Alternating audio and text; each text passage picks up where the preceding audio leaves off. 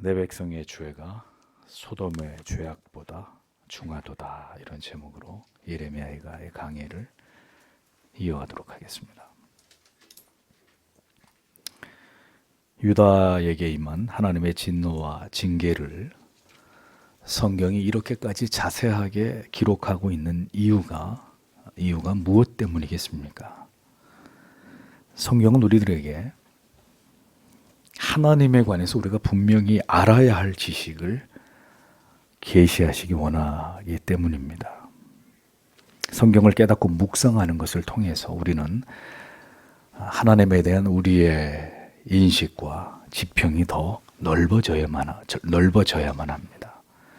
하나님을 알매 있어서 우리가 정말 유의해야 될 사항은 절대 우리가 알고 싶은 하나님만으로 그 하나님에 대한 지식을 제한해서는 안 되고, 성경이 말씀하고 있는 우리가 알지 못했던 하나님에 관해서, 그것이 비록 우리들의 마음을 힘들게 하고 불편하게 하는 지식이라 할지라도 신자는 반드시 하나님을 올바로 알아서 그것을 토대로 하나님을 신앙해야 된다는 것이 무엇보다도 중요하다는 것을 우리는 절대로 잊지 말아야 합니다. 하나님께서는 무한히 자비하시고 사랑이 많으신 하나님이시지만, 성도 여러분, 그것이 하나님의 전부는 아닙니다.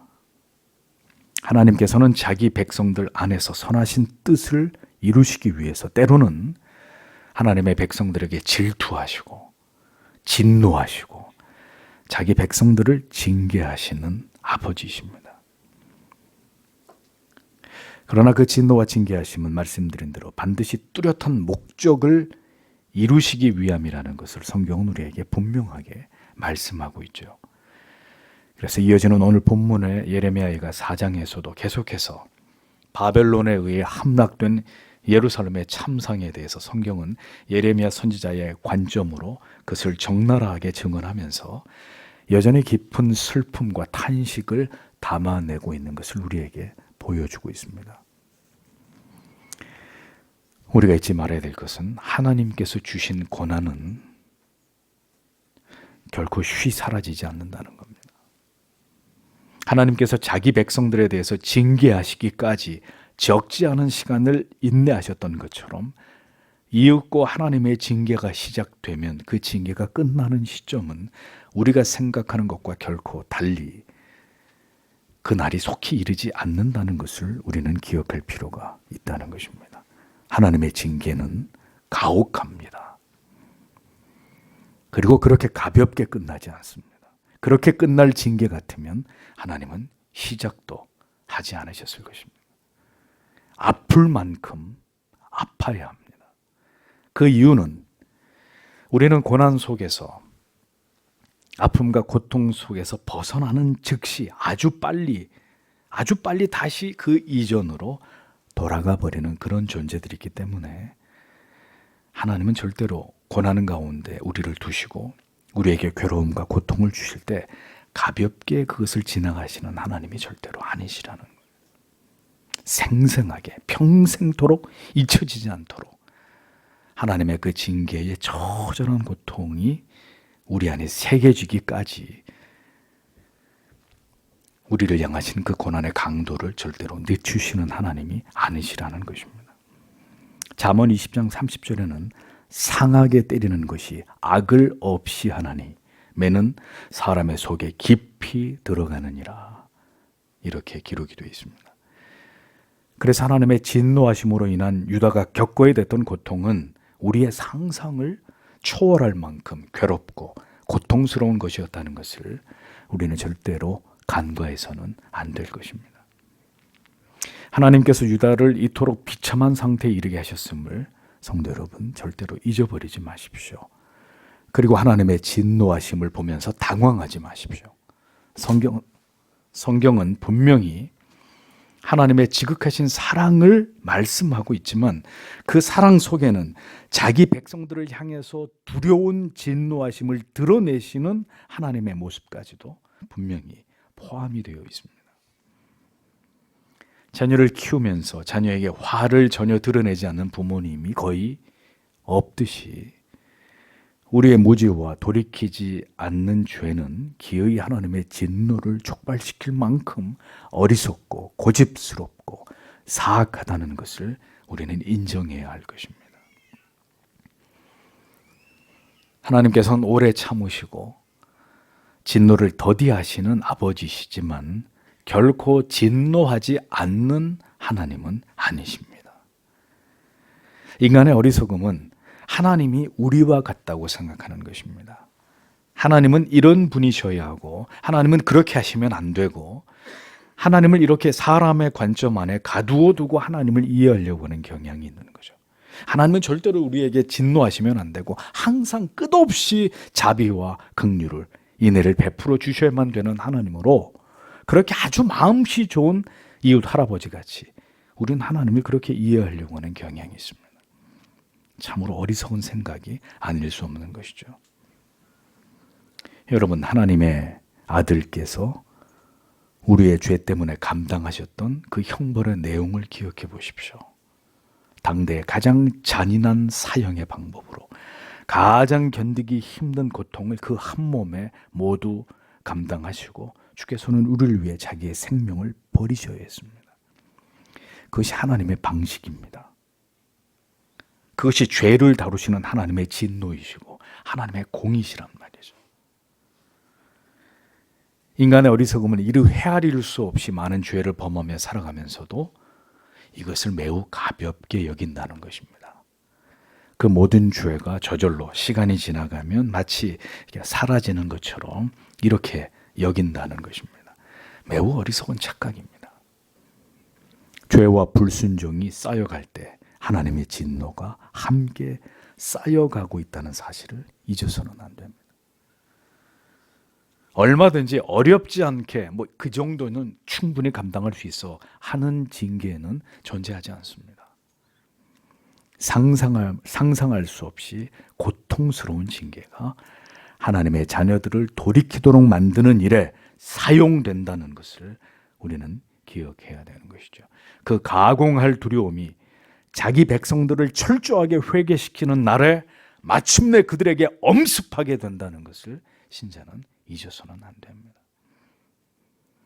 아직도 끝나지 않은 예레미야 선지자의 멸망당한 예루살렘을 향한 탄식이 오늘 본문에 기록이 되어 있습니다. 1절 2절을 보십시오. 어떻게 금이 어둡게 되느냐? 순전한 금이 변한다. 거룩한 돌들이 모든 길거리들의 머리에 스스로 쏟아진다. 시온의 아들들은 고귀한 정금으로 무게 달린 자들이다. 어떻게 그들이 만드는 자의 손들의 작품인 토기 항아리들로 간주되었느냐? 직역을 하면 이런 의미가 됩니다. 금으로 번역된 히브리어 자하부라는 말은 빛이 나다 이런 동사에서 파생이 됐습니다. 그리고 정금, 하케템 하토부, 정금은 그 순전한 금이라는 뜻입니다. 그러니까 일반적인 금과는 달리 최상급의 매우 순도율이 높은 금을 가리키는 것입니다. 그러니까 성도 여러분, 누가 금이었고 정금이었다는 말이죠.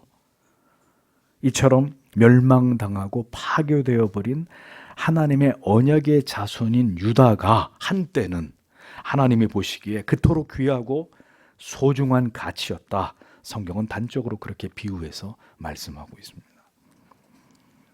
타락하기 전 아담과 하와는 그야말로 하나님의 모든 성품을 그대로 물려받은 매우 아름답고 훌륭하고 고결하고 진귀한 그런 존재였습니다.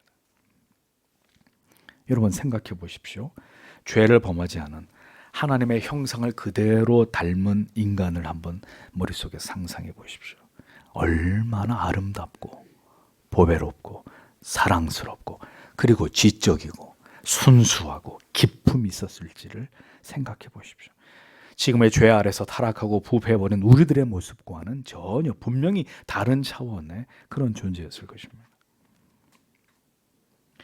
혹시 여러분 매우 아끼고 좋아하던 물건이나 어떤 대상이 부서져 버리거나 고장이 나거나 깨어진 것을 경험한 적이 있으십니까?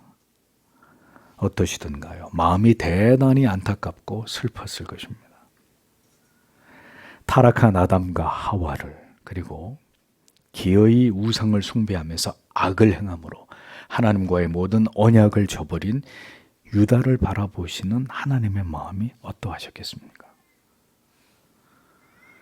하나님께서는 인간과는 본질적으로 구별된 다른 존재이십니다. 그래서 우리는 생각하기를 하나님께서는 아무런 감정이 없으실 것이다, 이렇게 생각합니다. 그러나 성경은 하나님께서 그 백성들에게 때때로 어떤 마음을 갖게 되시는지를 분명히 기록해 놓고 있습니다. 특별히 신약에 예수 그리스도를 통해서 우리는 하나님의 기뻐하심, 하나님의 슬퍼하심, 하나님의 진노하심의 감정을 더 구체적으로 들여다보게 되죠.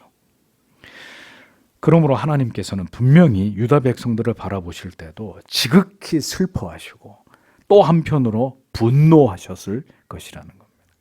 정금과도 같은 존재가 더럽혀지고 변질되었을 때 정금으로 만든 훌륭한 그릇이 토기장이가 만든 흔하디 흔한 질그릇같이 여겨지게 되었을 때 이것을 바라보시는 하나님의 마음이 어떠하셨겠습니까? 예루살렘의 그 아름답고 웅장하던 모습이 다 무너져 버리고 회파되어 버려서 길거리마다 골목 어귀에 돌 무더기들을 이루고 있는 이런 모습을 보실 때 하나님의 마음이 어떠하셨을까요? 예루살렘 성을 바라보시면서 눈물을 흘리시던 주님의 모습 속에서 우리는 하나님께서 동일한 마음을 유다와 예루살렘을 향해서 가지고 계셨을 것이다, 충분히 짐작할 수가 있습니다. 그러니까 선지자는 바로 그 슬픔으로 그 탄식을 표현하고 있었던 것입니다. 그 아름답던 존재들이, 그 아름답던 유다의 처녀들이 모든 고통과 괴로움 가운데서 처참한 신세가 되어버렸다는 것을 선지자는 내내 예레미야 예가를 통해서 밝혀왔습니다. 모든 보배롭고 존귀하고 아름답던 가치들이 모두 다 완전히 다 파괴되어 버리고 수치스러운 그런 존재로 전락된 것을 생생하게 묘사해 왔습니다. 무엇이 그렇게 만들었다는 거죠? 죄가 그렇게 만들었다는 것입니다. 죄가 우리를, 하나님의 자녀들을 그렇게 그러한 가치로 변질시켜 버렸다는 것입니다. 한때는 정금과 같은 존재였습니다. 누가 보아도 매우 모범적인 신앙을 가진 듯이 보였고 그는 매우 열심을 내서 하나님을 신앙하던 성도였습니다. 그랬던 그가 마치 진흙으로 만든 토기 같은 하찮은 존재로 온갖 죄악을 범하고 믿음의 자리를 박차고 떠나서 마치 하나님을 전혀 모르는 사람처럼 살아가는 그런 일들이 성도 여러분, 우리에게도 성도들에게도 일어날 수 있는 일이라는 거예요. 유다와 예루살렘의 멸망과 그들에게 임한 하나님의 진노를 보고도 우리가 그런 착각에 빠진다면 그것이야말로 답이 없는 무지와 어리석음입니다. 신자는, 목사님, 우리에게는 절대로 그런 일이 안 일어나죠. 그거는 예수 안 믿는 사람들에게나 일어나는 일이고 그런 일이 우리 인생 가운데 일어나지 않습니다. 하나님의 말씀을 보고도 우리가 그런 어리석은 생각을 한다면 우리는 지금 굉장히 위험한 길을 가고 있는 사람들이라는 겁니다. 여러분, 유다의 이야기는 수천 년 전에 그들만의 이야기가 결코 아닙니다. 오늘도 하나님을 배반하여 믿음의 길에서 벗어나는 하나님의 자녀들에게 임하는 준엄한 경고라는 것을 우리는 기억해야 합니다. 보배로운 존재였으나 변색된 금, 토기처럼 아무런 가치가 없는 존재로 전락해버린 것이 바로 죄인들이라고, 우리 인간들이라고 성경은 일깨워주고 있는 것입니다. 죄를 지으면 파괴되어 버리는 형체도 없는 예루살렘 성전같이 우리의 영혼의 가치도 그렇게 완전히 무너져 버리게 된다고 성경은 우리에게 말씀하고 있는 것이죠. 하나님께서 가장 마음 아파하시는 것은 하나님의 택하신 백성들이 이렇게 하나님을 떠나 죄 가운데서 살아가는 것입니다. 다윗이 탐욕과 정욕의 눈이 멀어서 백주대낮에 간음을 범한 것처럼 그렇게 인간의 죄악의 눈이 멀어서 하나님 앞에서 악을 행하는 것입니다. 가지 말아야 할 길을 가고 있고 잊지 말아야 할 곳에 하나님의 백성들이 거하고 있는 것입니다. 그 결과가 무엇이죠? 결국은 죄로 인해서 돌이키지 않는 그 강팍함으로 인해서 하나님의 징계를 통해 모든 것이 파괴되어 버리는 그런 모습과 상황에 직면하게 되는 것이라고 성경은 멸망당한 유다의 모습을 통해서 우리에게 그것을 선명하게 보여주고 있는 것입니다. 유다가 당한 이 징계를 통해서 우리는 무엇을 깨닫게 되죠? 우리는, 인간은 절대로 쉽게 죄로부터 돌이키지 못하는 존재다 라는 것을 깨닫게 됩니다. 얼마든지 좀 목사님 내버려 두십시오, 조금만 이렇게 지금은 쉬었다가 조금만 세상으로 갔다가 제가 정신 차리고 돌아오지 않겠습니까? 여러분 자신이 어떤 존재인지를 전혀 이해하지 못하기 때문에 그런 말씀들을 쉽게 하시는 것입니다. 스스로의 힘으로, 의지로 돌아올 수 없기 때문에 하나님이 팔을 걷어 붙이시는 것입니다. 어린 자녀가 스스로의 힘으로 자기의 잘못을 교정할 능력이 없기 때문에 부모님이 어떻게 하십니까? 마침내 회초리를 드는 것이 아니겠습니까? 하나님의 징계도 그와 같은 것입니다. 선지자의 묘사는 계속됩니다. 3절에서 4절. 또한 자칼들이 젖가슴을 끌어냈다.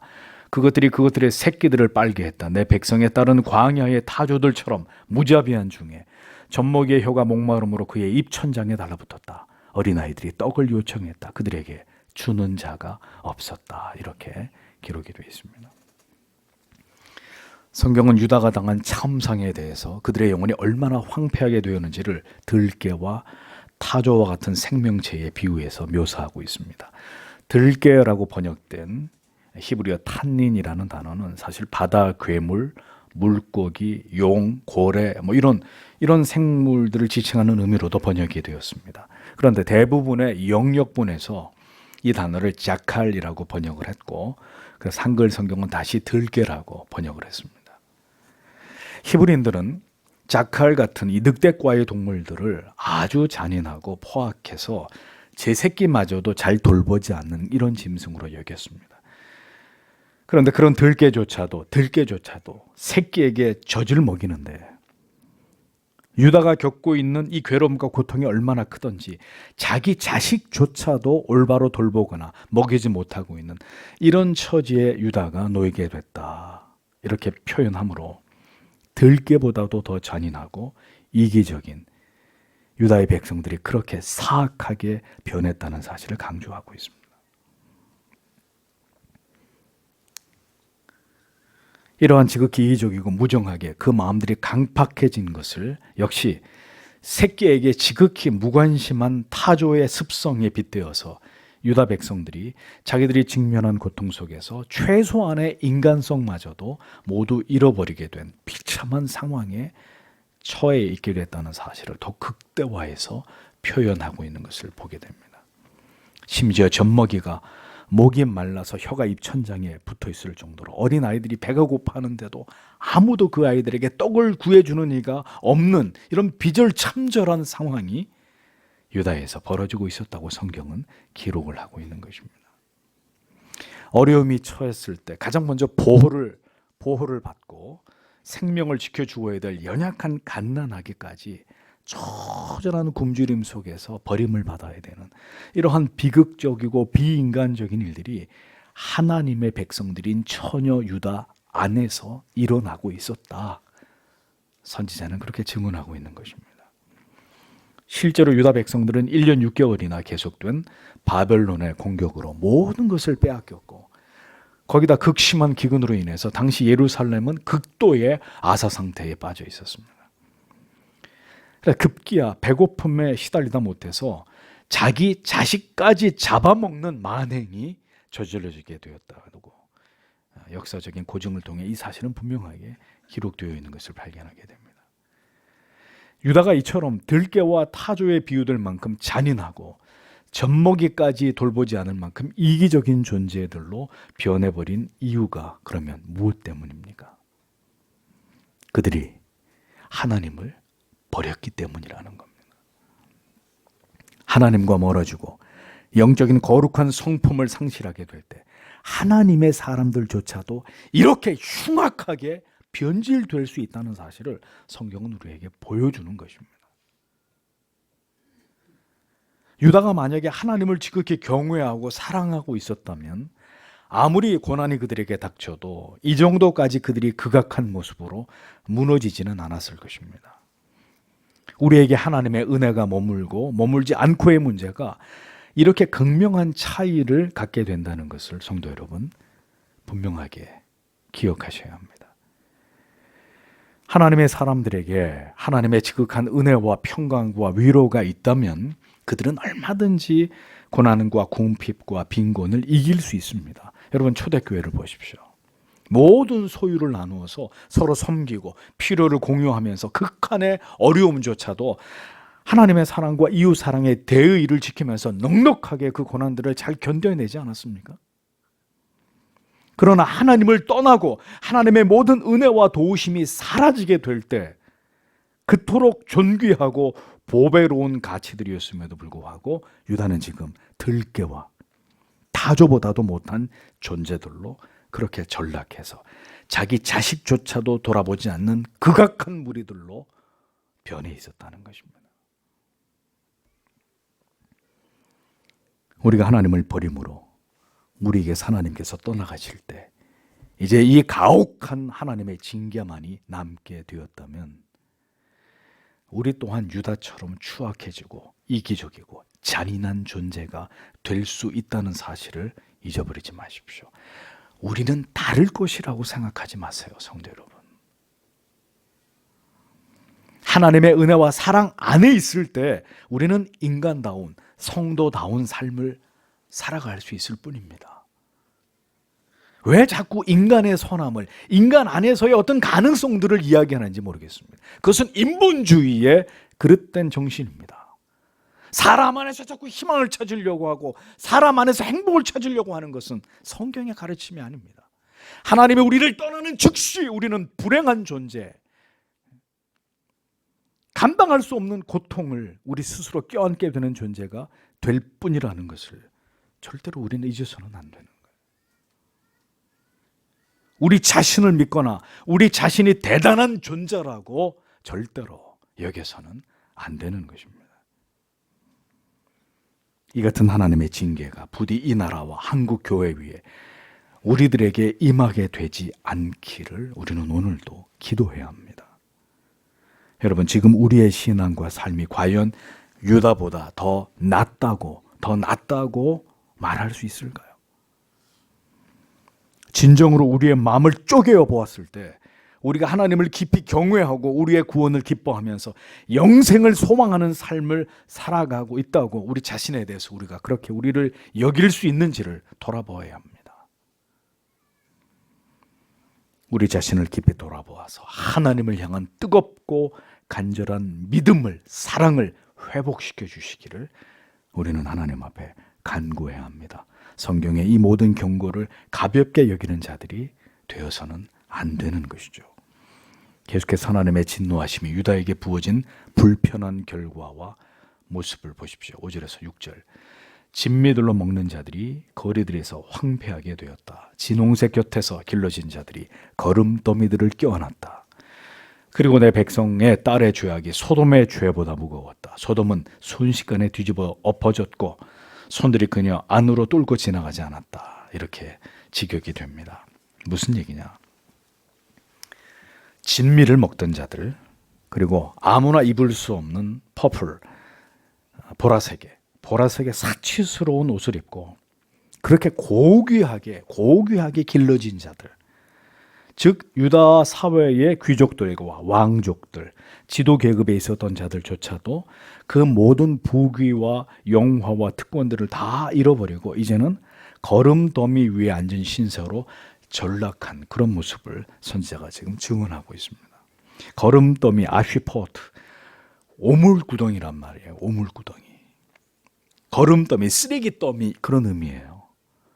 한때는 정금 같은 존재들이 고량진미의 진수성찬을 끼니마다 대하고 진홍색을 입고 있어서 최고의 권력과 부를 누리던 자들이 그들까지도 거름더미 배설물 구덩이 곁에 앉아 있어야 되는 이런 비참한 지경에 이르게 되었다고 성경은 증언하고 있습니다. 하나님을 버릴 때 모든 것이 다 사라져버리는 거예요. 우리에게 하나님이 가장 귀한 가치가 되지 못하고 신앙의 변질과 점점 넓은 길로 향해서 우리의 신앙의 열렬함과 그 순수함과 하나님 앞에서의 그 올바름들을 다 무가치하게 우리가 여기게 될 때, 하나님보다 더 집착하고 사랑하고 의지하는 대상을 쫓아 살아온 그 모든 날들의 징벌은 그렇게 우리가 누리던 모든 것들을, 우리가 누리던 최고의 것들을 철저하게 잃어버리고 빼앗기는 것으로 끝나는 것이 아니라 가장 비참한 상태로 전락하게 되는 일들이 따라온다는 겁니다. 가장 존귀하고 보배롭고 모든 것이 부족함이 없었던 자들조차도 가장 더럽고 비천하고 빈곤하고 비참한 처지에 이르게 되었다고 성경은 말씀하고 있습니다. 무엇도 우리를 지켜주지 못하는 거예요. 그 많은 재산도 권력도 명예도 결코 우리를 하나님의 진노 가운데서 건져주지 못한다는 것을 우리는 기억해야 되는 것입니다. 이 모든 이유가 그들이 하나님을 올바로 섬기지 않은 그 모든 결과 때문이라고 거듭 성경은 말씀하고 또 말씀하고 있는 것입니다. 어느 누구도 이 경고를 소홀히 하지 못하도록 가진 자나 가지지 못한 자나 모두가 모든 것을 잃어버리고 하나같이 처참한 상황에 놓이게 된다고. 나는 쌓아놓은 재산이 많고 내 뒤에 든든한 백들이 많기 때문에 그런 날들이 와도 나는 안전할 거야, 그런 생각을 하지 말라는 거죠. 아무도 자신을 스스로 지킬 수 없는 절대 무능의 자리로 내동댕이 쳐지게 되는 그런 일들이 하나님의 진노하심 가운데 자기 백성들 안에서 일어난다는 것입니다. 왜 사람들이 권력과 부를 손에 넣으려고 하고 그것에 집착할까요? 다른 사람들이 얻을 수 없는 것을 얻게 하고 누릴 수 없는 것을 누릴 수 있게 한다고 믿기 때문입니다. 무엇이요? 권력이, 돈이. 권력이 그렇게 무서운 것입니다. 그것이 자기만큼은, 자기 자식만큼은 지켜줄 것이라고 믿는 것이죠. 그러나 하나님께서 모두를 심판하실 때는 그 누구도 자기를 지키고자 한 그 생각이 얼마나 부질없고 어리석은 생각인지를 선명하게 깨닫게 된단 말입니다. 모든 하나님의 경고를 무시한 대가가 바로 이 피할 수 없는 결과였다는 것을, 성도 여러분, 부디 이 말씀을 구경만 하지 마시고 이 말씀의 당사자가 우리 자신이 될 수도 있다는 두려운 생각을 우리가 가질 필요가 있는 것입니다. 하나님을 버린 모든 시대의 모든 백성들에게 동일하게 일어날 수 있는, 닥칠 수 있는 비극이라고 우리는 그렇게 생각해야 되는 것입니다. 유다의 죄가 얼마나 큰 것이었습니까? 유다의 죄가 소돔의 죄보다 더 무겁다고 성경은 말씀합니다. 소돔은 그야말로 성경에서 가장 타락하고 음란한 도성을 말할 때 상징처럼 언급되던 그런 지명이었습니다. 그 소돔이 하나님의 심판의 유황불로 말미암아서 잿더미가 되어버린 사건을 유다의 멸망과 비교하면서 순결한 처녀 같았던 유다의 죄가 이제는 소돔보다 더 크고 막중해서 결국 이 같은 비참한 하나님의 심판을 면할 수 없게 되었다고 그렇게 성경이 설명을 하고 있는 거죠. 하나님께서 자기 백성들의 죄를 하나님을 알지 못하는 세상의 악한 자들의 죄보다 더 악하게 보신다는 명백한 증거가 바로 이 말씀입니다. 여러분, 소돔은 하나님을 알지 못하는 자들이었잖아요. 그러니까 그들이 그 같은 극악무도한 죄를 범하는 것은 어찌 보면 당연할 수도 있는 일입니다. 하나님을 모르는 자들이니까. 그러나 유다는 하나님의 선민이었습니다. 처녀처럼 순결하고 사랑스럽고 하나님의 지극한 총애를 받았던 하나님의 백성들이었습니다. 그런 유다의 타락과 하나님을 향한 배반은 당연 소돔보다 더 중한 것이었다. 이렇게 말씀하는 것이 이상하지 않잖아요. 하나님을 알지 못하는 세상이 점점 타락의 길을 가는 것은 성도 여러분, 자연스러운 일입니다. 동성애와 관련된 사악한 죄악은 이미 성경의 기록 속에도 등장할 만큼 어제 오늘의 일이 아니죠. 세상이 그렇게 하나님의 존재를 멸시하고 비웃으면서 하나님의 창조의 질서를 유린하고 파괴하는 것은 무지와 어리석음 속에서 세상에 가고자 하는 방향대로 흘러가는 것일 뿐입니다. 과거에도 현재도 앞으로도 그럴 거란 말이에요. 문제는 그러한 시대 속에서 하나님의 백성들조차도 하나님을 향한 온전한 믿음을 버리고 하나님과 세상을 겸하여 섬기면서 참된 길에서 벗어나서 하나님을 그릇되게 섬기고 하나님보다 우리 자신을 더 사랑하는 죄를 범하는 것입니다. 하나님을 사랑한다고 하면서도 결국 자기 자신과 세상을 더 사랑하는 그 죄가 더 하나님 보시기에 크다는 것을 우리는 잊지 말아야 하는 것이죠. 하나님께서는 세상의 타락보다도 하나님의 백성들의 교회의 타락과 세속화와 우상숭배 같은 일들이 일어나는 그 신앙의 변질에 대해서 더 크게 진노하시는 분이십니다. 하나님을 버리고 올바른 성경의 진리에서 떠나서 하나님을 신앙한다고 하면서도 인간 스스로를 숭배하고 세상과 분리되지 않고 구별되지 않고 우리 자신을 더 사랑하는 이런 부패하고 타락한 모습에 대해서 하나님은 분노하신단 말이에요. 위기는 언제나 세상에서 비롯되는 것이 아닙니다. 가정이든 사회든 먼저는 믿는 자들의 타락과 부패와 변질에서 시작되는 것입니다. 가족 가운데 신자인 성도가 영적으로 무너지게 될 때 그 가정에 위기가 찾아오는 것입니다. 사회 가운데 교회가 먼저 타락하고 부패할 때 마침내 그 사회가 도덕적으로 윤리적으로 사법적으로 몰락하는 부패하는 일들이 벌어지는 것입니다. 이러한 교회와 성도의 타락은 그래서 하나님이 미워하시는 일이고 하나님을 진노케 하는 일이라는 거예요. 그러하게 교회는 계속 죄를 설교해서 성도의 죄를 회개하도록 만들고 거룩과 순결을 유지하고 회복케 하는 일에 모든 노력을 다하도록 하나님의 말씀을 사력을 다해서 전해야 되는 것입니다. 하나님의 말씀을 통해서 양심을 깨우고 영혼을 각성케 하고 시대의 빛과 소금의 사명을 다하도록 하나님의 백성들을 세워가야 되는 것이죠. 이 기능을 잃어버릴 때 그 사회와 그 나라와 민족은 하나님의 심판과 징벌을 면할 수 없게 되는 것입니다. 그것이 성경의 진리가 이 시대에 던지는 분명한 메시지라는 거죠. 7절에서 8절을 보겠습니다. 그녀의 존귀한 자들이 눈보다 더 순결했다. 그들이 젖보다 더 눈부셨다. 그들이 산호들보다 더 몸이 붉었다. 그들의 용모는 청옥 같았다. 그들의 모습이 숲보다 더 검었다. 그들이 거리들에서 주목되지 않았다. 그들의 피부가 그들의 뼈 위에 달라붙었다. 그가 말랐다. 그가 나무처럼 되었다. 이렇게 직역이 됩니다. 계속해서 성경은 부귀 영화를 누리던 유다의 귀족들이 얼마나 처참한 모습으로 전락하게 되었는지를 묘사하고 있습니다.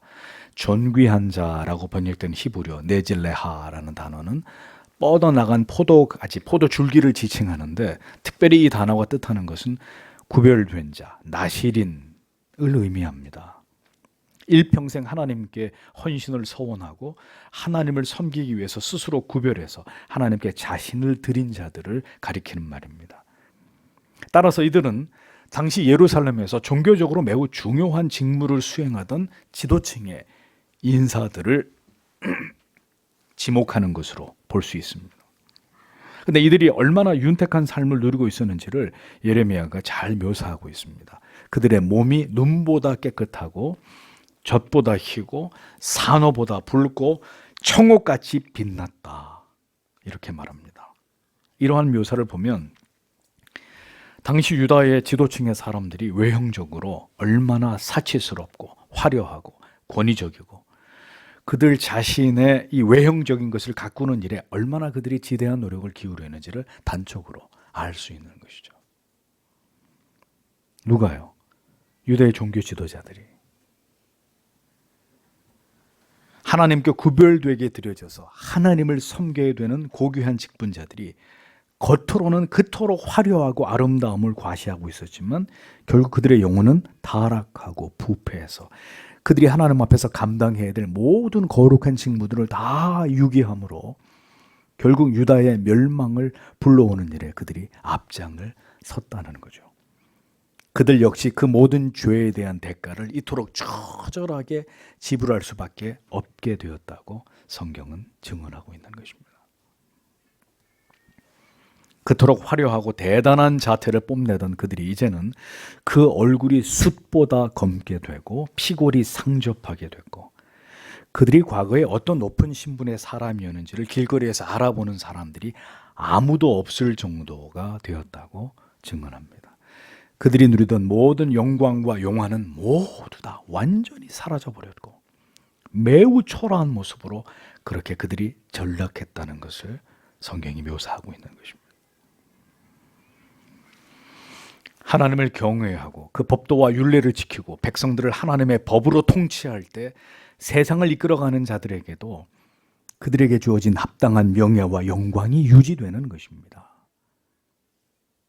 그런데 만약 지도자들이 위정자들과 종교적인 지도자들이 하나님을 떠나고 죄악을 범하고 공법과 정의로 나라를 다스리지 않고 하나님을 경외하는 도를 올바로 가르치지 않게 되면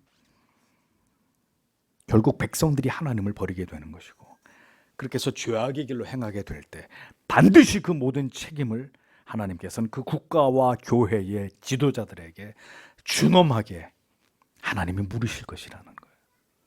백성들만 심판당하는 것이 아니라 모든 종교적 사회적 지도자들까지 전부 다 비참한 신세로 전락되게 되는 벌을 받게 된다는 겁니다.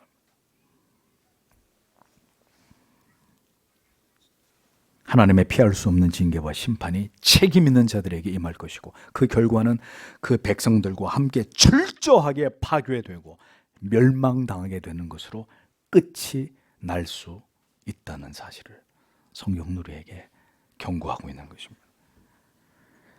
우리가 예레미야의 말씀 앞에 이 시대를, 이 나라를, 한국 교회를 비추어 보아야 할 것입니다. 이 두려운 일들이 우리에게 결코 일어나지 않으리라 보장할 수 없기 때문에 우리는 이 나라를 이끌어가는 위정자들을 위해서 기도하고 한국 교회의 모든 지도자들을 위해서, 목회자들을 위해서, 신학자들을 위해서 멈추지 않고 기도하셔야 되는 것입니다. 결코 우리가 존경할 수 없는 지도자들을, 국민들이 이미 오래전부터 이 나라 가운데서 계속 그런 일들을 두고 보아왔다면, 그리고 나아가서 정치인들이나 종교인들에 대한 일반 사람들의 불신과 혐오의 정도가 이제 도가 넘을 지경에 지금 우리가 살아가는 이 시대 속에 그런 일들이 일어나게 됐다는 것은 여러분 뭘 방증하는 것입니까? 이 나라에 대한 하나님의 심판이 머지 않을 수도 있다는 것을 우리에게 보여주는 것이 아니고 무엇이겠습니까? 다시 덕망 있는 지도자들이 이 나라에 나와야 하고 교계에서도 그런 인물이 한국 교회를 이끌어가는 변화가 일어나야 합니다. 그러한 개혁이 일어나지 않을 때 우리의 미래는 무엇이 기다리고 있을지를 생각하는 것은 그리 어려운 일이 아닐 것입니다. 저는 우리의 미래에 대해서 다시 말씀드리고 굉장히 비관적인 목사입니다. 하나님께서 정말 이 나라를, 이 세계를 긍휼히 여기시고 불쌍히 여기셔서 리바이벌, 부흥을 주시지 않는다면, 만약에 모든 시대마다 기독교 역사 속에 일어났던 영적 대각성 운동이, 강력한 회개의 역사가 다시 일어나지 않는다면 우리의 미래는 우리가 살았던 모든 날들 가운데 최악이 될 수도 있을 것이다. 저는 그렇게 믿는 목사입니다. 원치 않지만, 그렇게 되기를 결코 원치 않지만 그것이 하나님의 뜻과 계획이라면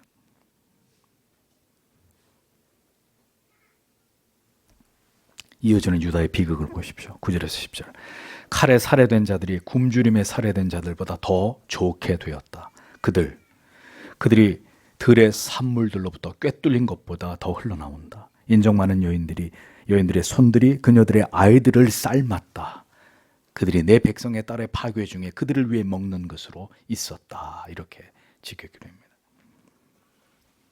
극심한 기아 상태로 상상하기 힘든 고통 속에서 서서히 죽어가는 유다의 모습을 보면서 차라리 유황불에 멸망한 소돔이 이보다 더 나았다고, 이보다 더 나을 것이라고 선지자가, 전쟁에서 칼에 죽는 것이 굶주려 죽는 것보다 더 낫다고까지 이렇게 비유적으로 이야기를 하고 있습니다. 그만큼 지금 유다의 상황이 상상하기조차 어려울 정도로 고통스러웠다는 것을 여실히 보여주고 있는 거예요.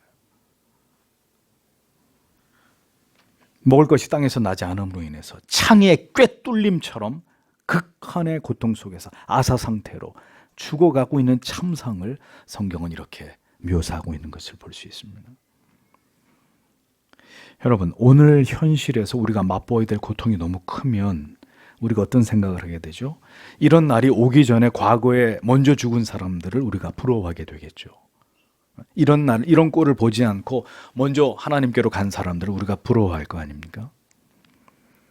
하나님께서 우리를 심판하고 징계하실 때 그토록 고통스러운 날들이 우리들에게 차라리 이전에 죽는 게 더 나았을 걸 하는 마음이 들 정도로 그런 고통스러운 날이, 참담한 날이 찾아올 수 있다고 성경은 우리에게 말씀하고 있는 것입니다. 살아있는 것이 죽음보다 더 고통스러운 순간 우리는 이제 우리가 살아온 날들을 돌아보게 될 것입니다. 그 모든 날들 동안 우리가 자행해온 그 모든 죄들을 우리가 내일이라고 미루면서 하나님을 찾지 않고 하나님의 은혜와 자비와 긍휼을 구하지 않으며 살아온 그 모든 날들을 뼈를 깎는 고통 속에서 되돌아보게 될 것입니다. 그것이 하나님의 징계의 이유입니다. 목사가 여러분들에게 얼마나 더 기도하시라고 호소해야 합니까? 하나님께서 여러분의 집과 재산과 건강을 다 불태워 버리셔야만, 기어이 하나님이 그렇게 하셔야만 하나님을 찾으실 겁니까? 기도할 예배당과 교회를 잃어버려야 눈물로 길바닥에서라도 기도하실 겁니까? 비참한 참상의 그 정점은 바로 이런 그림이었습니다. 심각한 기근으로 인해서 죽음에 직면한 부녀자들이 자기 자녀를 삶아 먹는, 도무지 믿어지지 않는 일들이 유다에서 일어나고 있었다는 거예요. 처녀 유다라고 반복되는 표현이 참으로 민망하고 부끄럽게 그지없는 이런 상황들이 계속 일어납니다. 한때는 자비한 어머니였던 그녀들이, 한때는 사랑이 넘치고 자녀들을 너무너무 사랑하는, 자녀들을 평화롭고 자상하게 돌보았던 그녀들의 손들이 이제는 자녀들을 죽여서 그들을 솥에 삶아 먹는 그런 손이 되어버린 이 비극을 성경은 사실적으로 이야기하고 있는 겁니다. 하나님께서 사랑하시는 성도 여러분, 하나님이 자기 백성들에게 진노하실 때 얼마나 끔찍한 일들이 일어날 수 있는지를 똑똑히 보십시오. 이러한 상황은 이미 모세율법에서 하나님의 음성을 청종하지 않고 그 명령을 지켜 행하지 않을 때, 그것을 멸시하고 싫어하고 그 언약을 배반할 때 이런 벌이 내려질 것이라고, 이런 비극적인 일들이 마침내 일어나게 될 것이라고 경고한 그대로였습니다. 레위기 26장 29절에 너희가 아들의 고기를 먹을 것이요 딸의 고기를 먹을 것이며, 신명기 28장 53절에 내가 대적에게 애워싸이고 맹렬히 쳐서 곤란케 함을 당하므로 내 하나님 여호와께서 내게 주신 자녀 곧 내 몸의 소생의 고기를 먹을 것이라. 에스겔 5장 10절에 그리한즉 너희 중에서 아비가 아들을 먹고 아들이 그 아비를 먹으리라. 이 기록된 말씀이 유다에게 실제로 일어나게 됐던 것입니다. 일어날 수 없는 일들, 천륜이 무너지고 사람으로서 도무지 행할 수 없는 일들이 일어나게 되는 최악의 상황이 하나님을 버린 자들에게, 그 하나님을 멸시하고 우상을 숭배한 자들에게, 안식일을 잊어버리고 제 멋대로 하나님을 기만하고 살아갔던 자들에게 임하게 되었다고 성경은 기록하고 있는 것입니다. 우리가 만약 하나님 앞에서 그와 같은 삶을 지금 살아가고 있다면, 그리고 한국 교회가 그와 같은 죄악을 범하면서 오늘까지 하나님을 멸시하고 오만하고 그릇된 신앙에 빠져서 여기까지 오게 되었다면, 우리는 반드시 이 모든 죄악들을 회개해야만 합니다. 우리가 그렇게 하나님을 함부로 여기며 언제나 우리 자신을 위한 삶에 더 집착하고 우리의 즐거움을 위해서, 우리의 육신의 낙과 안식을 위해서 하나님을 경외하고 그 말씀을 쫓아 행하는 일들을 지극히 소홀히 여기면서 살아왔다면, 우리에게 예수 그리스도의 십자가의 구원의 은혜가 전혀 우리를 감격해 하고 흘러넘치는 감사로 우리에게 주어진 삶을 살아가게 하는 동기가 되어오지 못했다면, 성도 여러분, 이제 그 어떤 일보다도 우리가 하나님 앞에서 우리의 죄를 회개하는 것보다 더 중요하지 않다는 것을 기억해야 될 때라는 것을 아셔야 합니다. 자기의 자녀들을 삶아 먹어야 하는 일들이 일어난 유다의 상황을 보십시오. 저는 이 말씀을 영적으로 해석해서 오늘에 적용해 볼 때, 이제 우리의 자녀들이 학교에서 버젓이 동성애를 배우고 10대들이 안전한 피임법을 배우고 성관계를 장려받고 군대에서는 학문 성교가 법적으로 허락되는 이런 기가 막힌 시대를 맞이하는 것이 바로 우리의 아이들의 영혼을 우리가 삶아 먹고 있는 지금이 바로 그 악한 시대라고 여기지 않을 수 없다는 겁니다. 우리의 아이들의 영혼이 푹푹 삼겨지고 있는 이 현실을 우리가 지금 직면하고 있다는 거예요. 이 모두가 우리가 하나님을 멀리한 결과가 아니면 무엇이라는 겁니다. 이 모든 일들이 우리가 참된 복음을 떠나고 하나님의 율례와 법도와 계명을 지켜 하나님을 경외하는 신앙의 절개를 지키는 경건한 삶을 모두 세상에 반납한 결과가 아니라고 누가 말할 수 있겠습니까? 참으로 참담한 일들이 우리가 살아가는 시대 속에서 매일매일 터져나오고 있습니다. 이제는 점점 그러한 악한 일들에 우리가 면역이 되어가는 듯합니다. 사람들은 더 이상 이 세상에서 일어나는 이런 기이한 일들에 대해서 별로 놀라지도 않고 분노하지도 않습니다. 관심이 없습니다. 그냥 내 먹고 사는 거, 내 삶의 중요할 따름이지 뭐 세상이 어떻게 돌아가든지 그게 나하고 무슨 상관이 있느냐 하는 듯합니다. 세상이 뒤집어지든지 말든지 오늘도 나는 내 일상, 내 삶만이 중요하다고 생각하는 그런 삶들을 살아가는 것 같습니다. 내 백성이 지식이 없음으로 망하는도다. 내가 지식을 버렸으니 나도 너를 버려 내 제사장이 되지 못하게 할 것이요, 내가 네 하나님의 율법을 잊었으니 나도 내 자녀들을 잊어버리리라. 호세아 4장 6절은 말씀하고 있습니다. 우리는 이제 죄악으로 창궐한 시대 속에 살아가고 있습니다.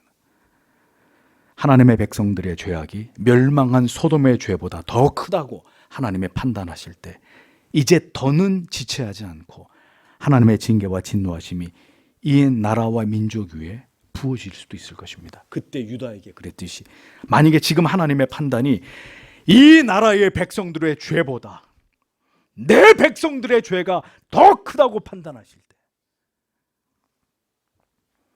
그런 일이 우리 시대에 일어나지 않으리라고 아무도 장담할 수 없는 거예요. 성도 여러분, 문제는 세상이 아닙니다. 언제나 하나님의 백성들, 유다와 예루살렘이 하나님을 버린 것이 이 모든 두려운 하나님의 징계의 시작이었습니다. 눈물을 흘리며 피를 토하는 심정으로 외쳤던 예레미야의 모든 경고를 무시한 그 결과가 바로 유다와 예루살렘의 멸망이었습니다.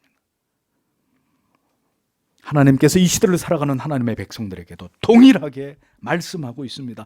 너희도 돌이키지 않으면, 회개하지 않으면 망한다는 것입니다. 하나님의 두려운 징계는 다시 이 시대에도 우리들에게도 재현될 수 있다고 말씀하는 것입니다. 그러므로 성도 여러분, 모두 우리는 예수 그리스도께로 피해야 합니다. 십자가 아래로 나아가 우리의 모든 죄와 허물을 용서해 주시고 다시금 뜨겁고 열렬한 마음으로 예수 그리스도의 십자가의 복음을 위해서 살아가도록 우리에게 은혜를 베풀어 주시고, 진노하심 가운데서도 하나님의 백성들을 향한 긍휼히 여기심을 잃지 말아 주시기를, 하나님의 은혜를 한국 교회 위에 다시 부어 주시기를, 우리와 자녀들에게 부어 주시기를 뜨겁게 기도해야 되는 것입니다. 아름다운 날들은 이제 다 지나갔습니다. 부인할 수 없이 핍박과 환난의 날들이 명백하게 다가오고 있습니다. 그러나 분명 하나님께서 구하는 자들에게 다시 은혜를 주시고 자기 백성들과 거룩한 교회들을 무장시키시고 크고 넘치는 은혜를 부어주셔서 환난 날들을 대비하게 하실 것입니다. 성도 여러분, 우리가 살아가고 있는 이 시대를 향한 하나님의 뜻이 무엇인지를 성경을 통해서 묵상하십시오. 깊은 기도 중에서 하나님의 마음을 깨달으십시오. 여러분의 남은 삶이 온전히 하나님을 기쁘시게 하는 삶이 되십시오. 이 나라와 민족을 향한 가슴이 미어지는 심정으로 우리가 죄를 회개해야 될 자인 것처럼 하나님께 엎드려 기도하십시오. 자녀들을 위해서 가장 좋은 것을 주는 것만이 전부가 아니라 진실로 이들의 미래를 위해서, 그들의 영혼을 위해서 기도하십시오.